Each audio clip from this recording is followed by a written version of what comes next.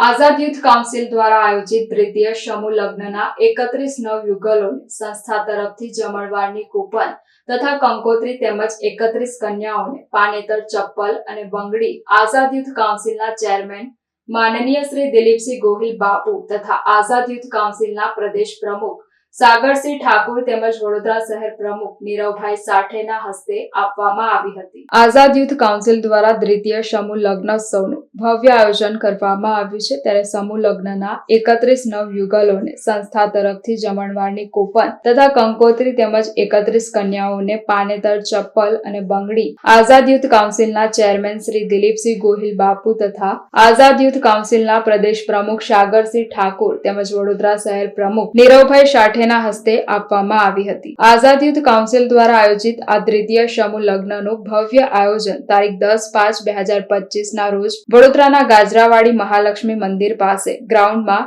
રાખવામાં આવ્યું છે। વધુ કન્યા પક્ષના જે માતા પિતા છે એમને ચોરી પાસે જ હાજર રહેવું પડશે। જે પ્રથમ સમૂહ લગ્નમાં મેં જોયું કે મહારાજ એલાઉન્સ કરીને થાકી જતા હતા। જે વિધિ છે એક તરફ વિધિ ચાલે છે, એક તરફ મહેમાનોનું આદર સત્કાર ચાલે છે અને એક તરફ જમણવાર ચાલે છે। એટલે ચોરી પાસે વર અને વધુ પક્ષના જે માતા પિતા છે એ લોકોને ખાસ હાજર ત્યાં રહેવું પડે। પાંચમી વસ્તુ, સમયસર આવશો તો સમયસર આપણે કાર્યક્રમ પૂરો કરી દઈશું અને બને એટલા વહેલા આપણે રાત્રે કાર્યક્રમની સમાપ્તિ લઈશું, જેથી કરીને જે બહારથી આવેલા, જે 100 કિલોમીટર દૂરથી આવેલા છે,